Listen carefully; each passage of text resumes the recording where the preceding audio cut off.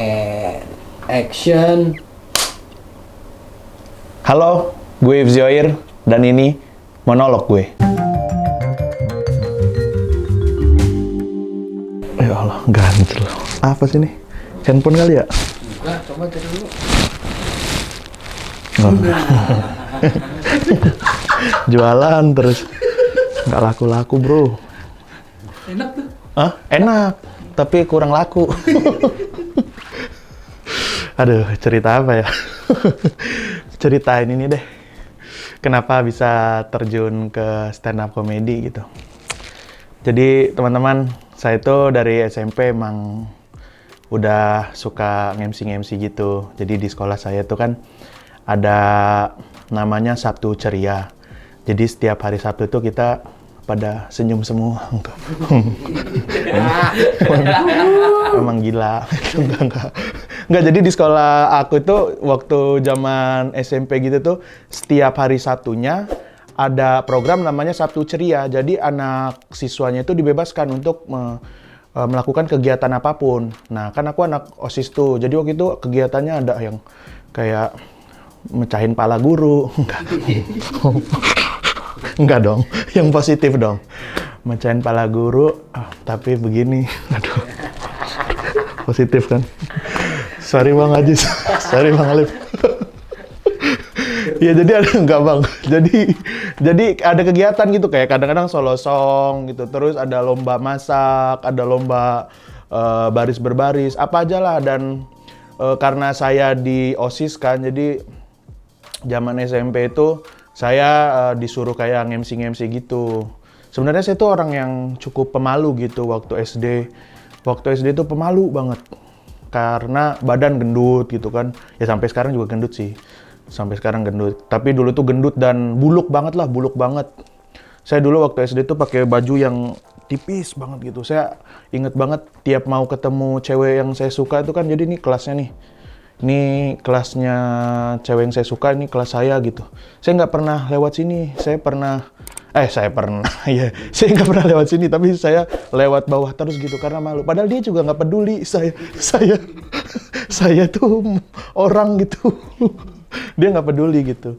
Nah, saya emang pemalu gitu. Habis itu kayak ngomong di depan umum pun pemalu gitu. Jadi jarang sekali ngomong di depan umum gitu. Paling kayak kalau disuruh guru apa baru ke depan nyanyi atau apa gitu. Emang tugas-tugas sekolah aja. Tapi semenjak SMP itu pas ikut OSIS jadi kayak terbiasa berorganisasi kan.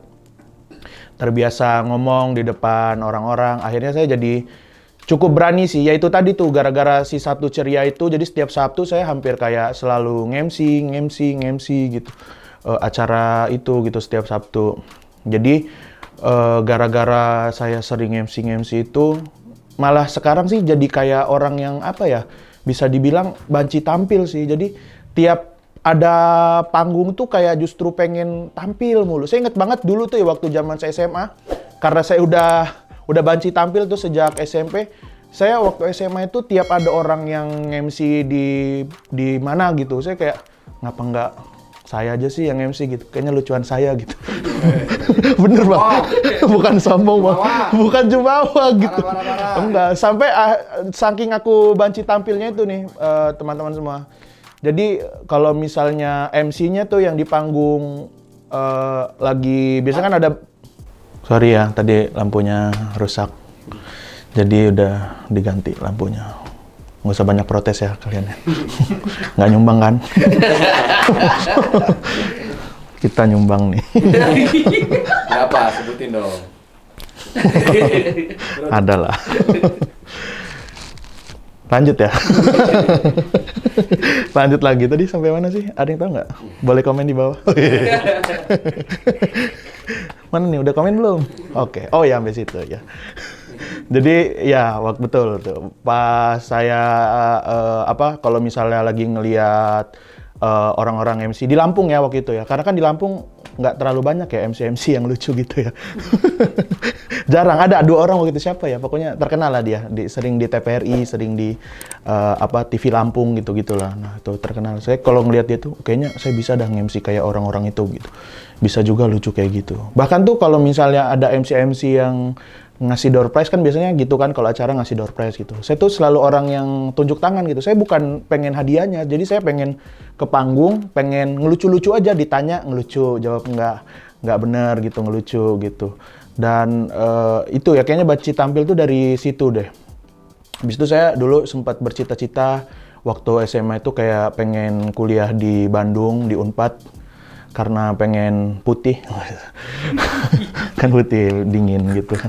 Karena setiap alumni yang anak Unpad gitu putih-putih tuh. Kan biasanya gitu kan kalau misalnya di sekolah ada alumni yang udah keluar gitu, udah kuliah, terus mereka balik lagi gitu, kayak ayo kuliah di tempat kita gitu.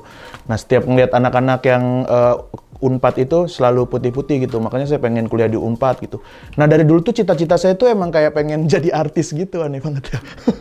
Ada orang ya.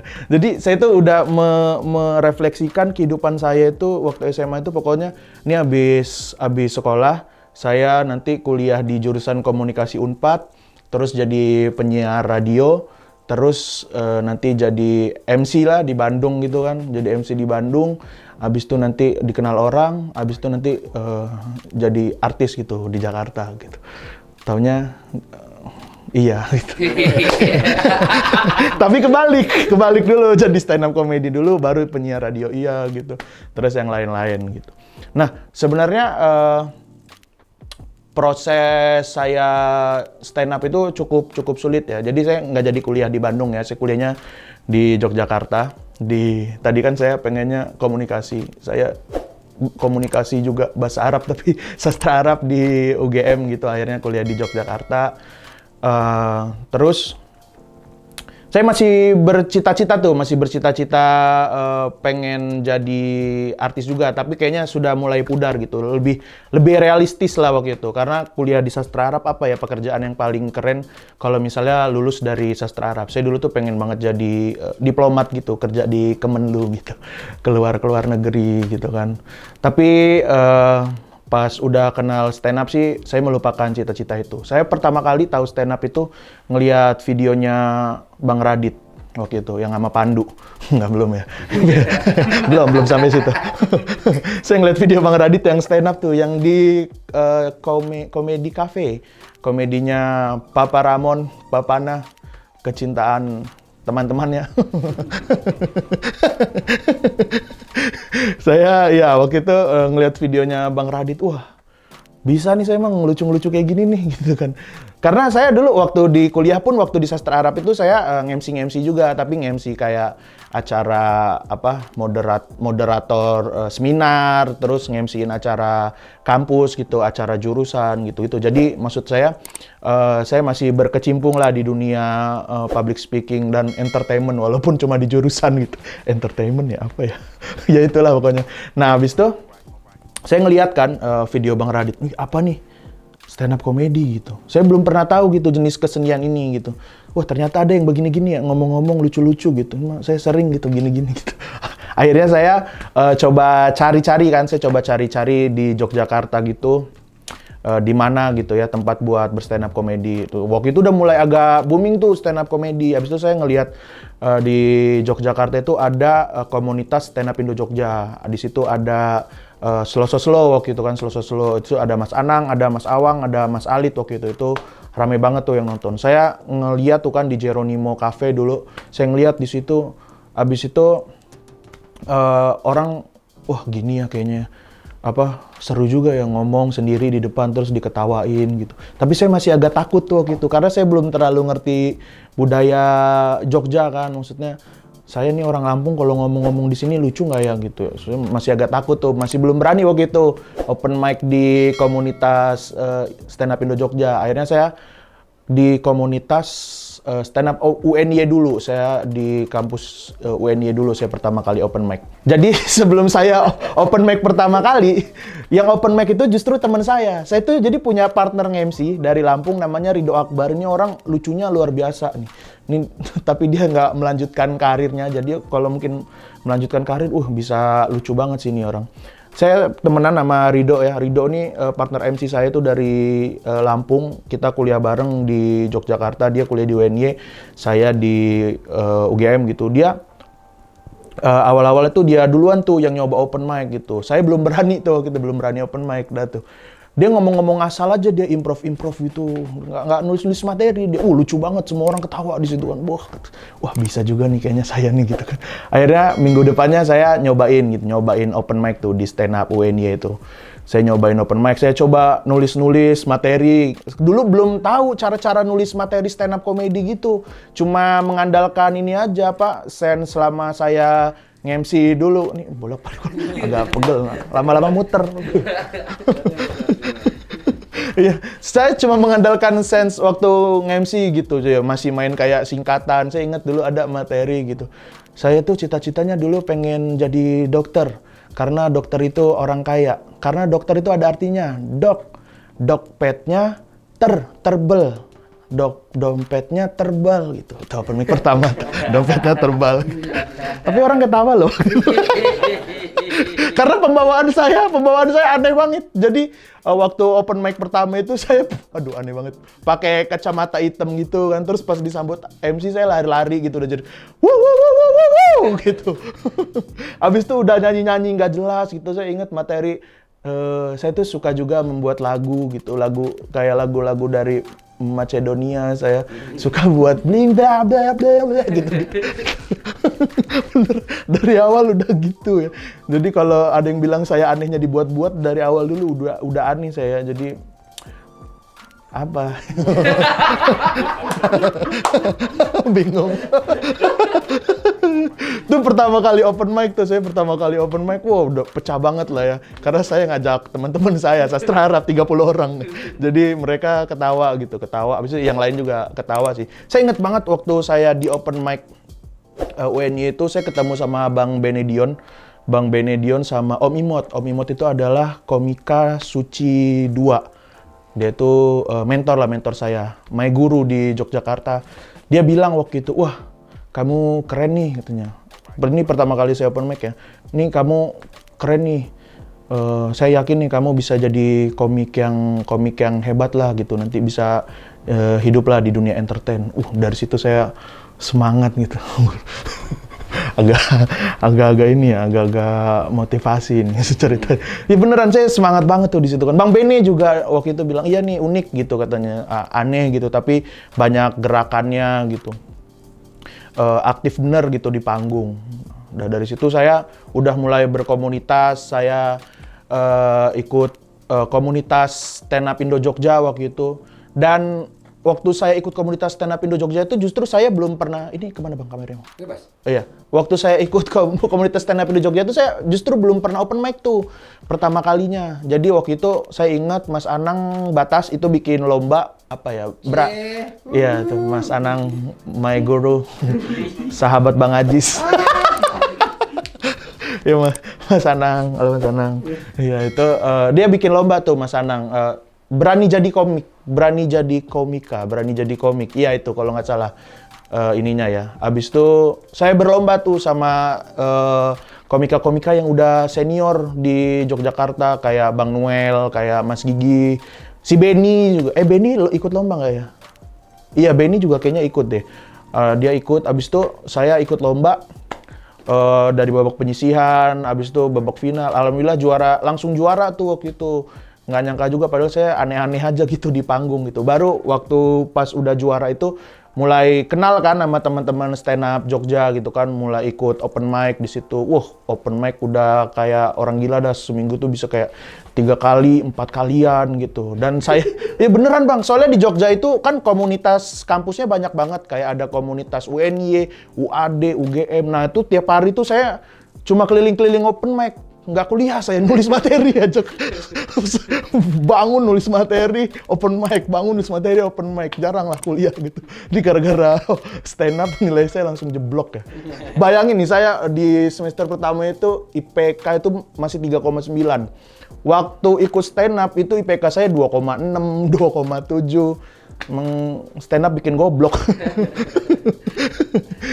Ya itu habis itu saya open mic terus kan. Habis itu saya juga itu dari dulu itu apa ya? Mungkin teman-teman komunitas dimanapun ada juga yang melakukan ini. Saya bounty hunter gitu. Saya nyari uangnya itu dari stand up itu dengan cara ikut-ikut lomba. Soalnya di Jogja banyak yang lomba-lomba gitu kan. Bahkan waktu itu pernah hadiahnya apa gitu, motor gitu tuh. Benny yang dapat, saya ingat tuh.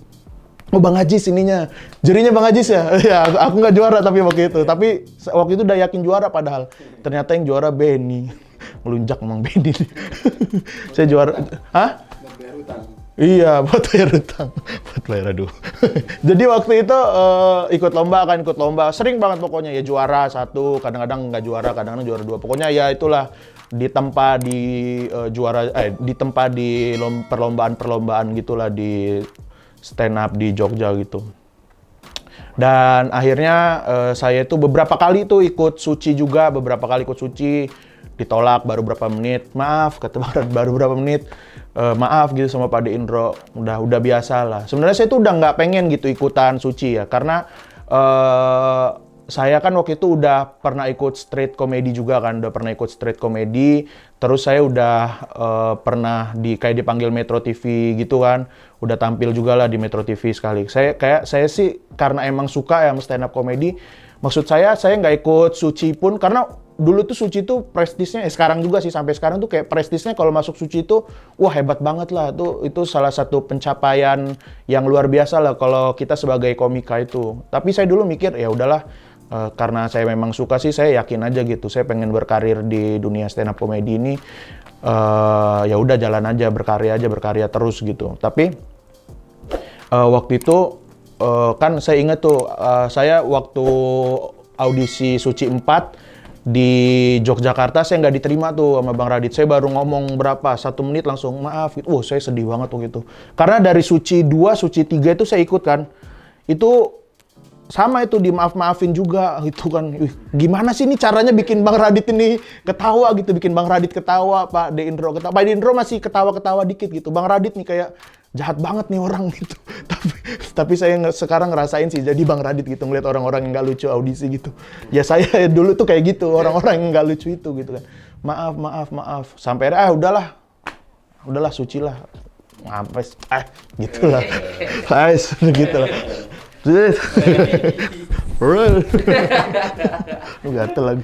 Udah kan, abis itu saya mau dipanggil di Metro TV lagi tuh, buat stand up kan. Terus kebetulan adik saya juga ada yang mau sunatan, sepupu saya mau sunatan tuh di Serang gitu.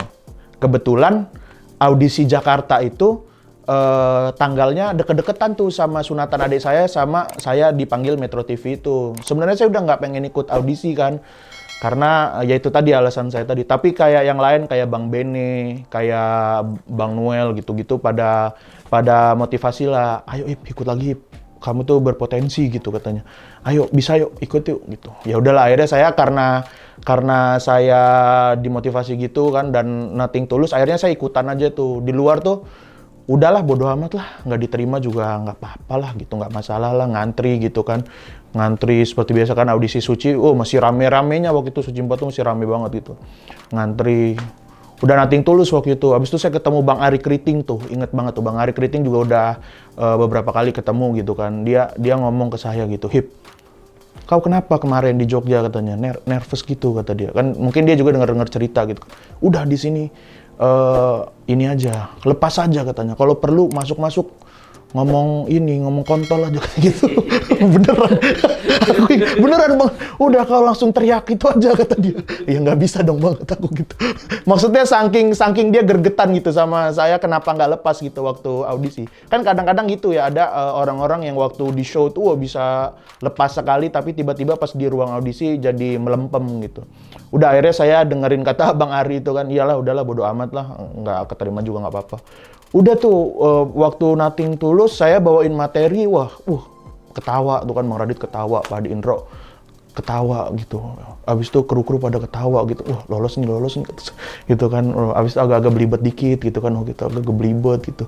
Tapi nggak masalah gitu, saya lanjutin gitu. Ketawa. Akhirnya di situ, Bang Radit tuh kayak, gua suka nih sama lu nih. Lah kemarin di Jogja ngapa enggak bang? Ya mungkin beda karena nothing tulus gitu kan, waktu tampil di Suci itu saya jadinya nggak beban. Habis itu di situ dapat tiket apa sih, golden ticket dari Kompas TV, dan saya ngerasa seneng banget waktu itu kan, seneng banget. Saya datang ke sunatan adik saya aja tuh, saya pamerin golden ticket saya. Saya berdiri di samping adik saya gitu, disalamin sama orang-orang gitu. Enggak dong. Selamat ya golden ticket gitu. Ya, diamplopin.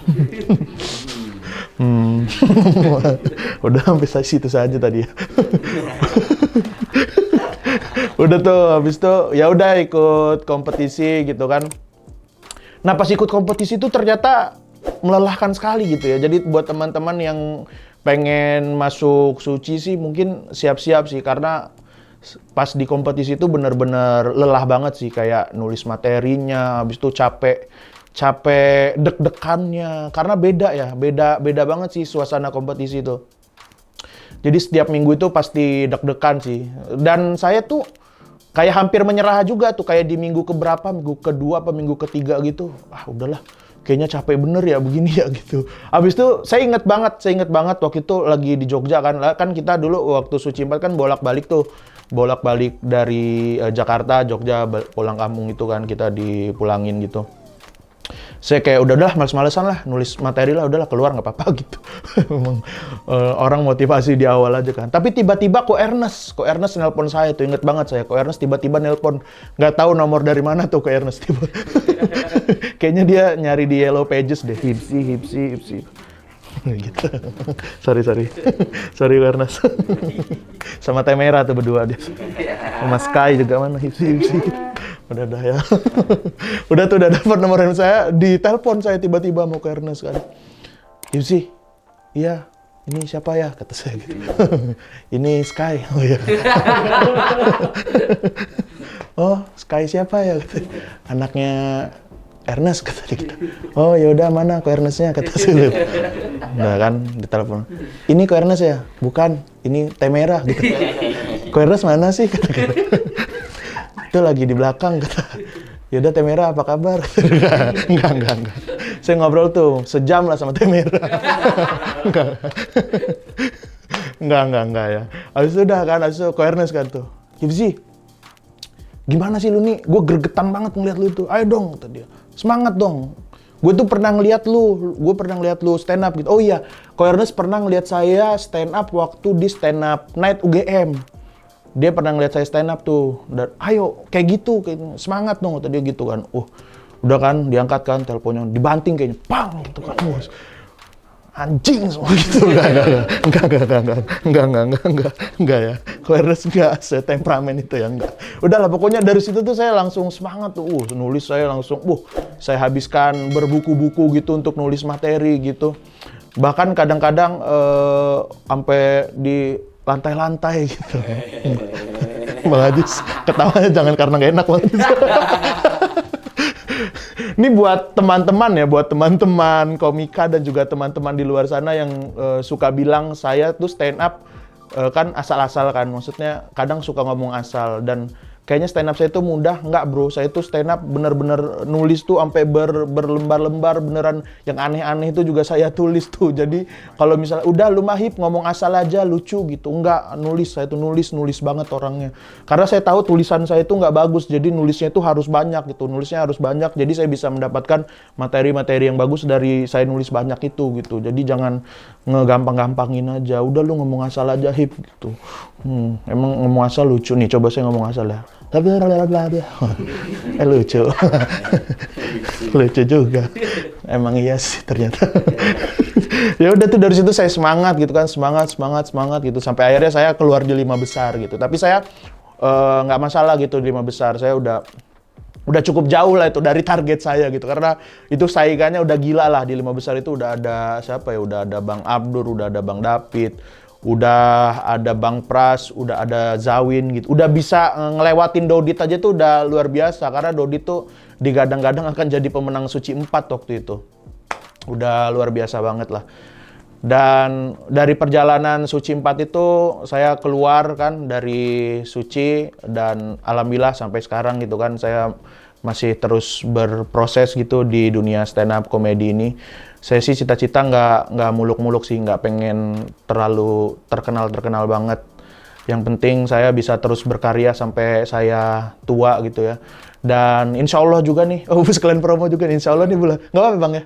Bulan Oktober, saya itu jadi udah punya cita-cita dari dulu itu pengen banget bikin special show. Karena kalau ngeliat special show Bang Panji, ngeliat special show siapa aja lah yang komik-komik luar juga kayak Gabriel Iglesias gitu, kayaknya seneng banget gitu disambut gitu sama rame orang. Dan orang pengen datang ke show kita tuh karena pengen nonton kita gitu. Itu saya udah pengen banget dari dulu tuh, dari tahun 2018 saya udah pengen bikin gitu, ketunda mulu lah, skripsi lah, apalah sampai akhirnya saya kemarin berani gitu kan bikin posternya yang mahal gitu ya, hampir 1 jutaan gitu.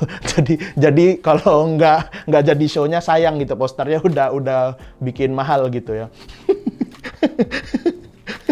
Keren dah posternya. Nggak tahu show-nya ya. Yang penting posternya keren dulu. Jadi saya tuh insya Allah nanti bulan Oktober mau bikin special show, teman-teman. Doakan semoga lucu dan bisa jadi karya saya gitu ya di dunia stand up comedy. Dan saya sih bercita-cita saya pengen stand up sampai tua sih. Apapun nanti profesi saya, entah saya jadi PNS di umur 53 atau saya jadi pedagang apalah. Tapi saya akan pengen terus ber-stand up comedy sih. Karena di stand up comedy ini saya bisa menyampaikan seluruh keresahan saya. Dan doakan saya bisa ber-stand up comedy sampai saya tua nanti. Amin. Udah, gitu aja dari gue. Terima kasih udah dengerin monolog gue.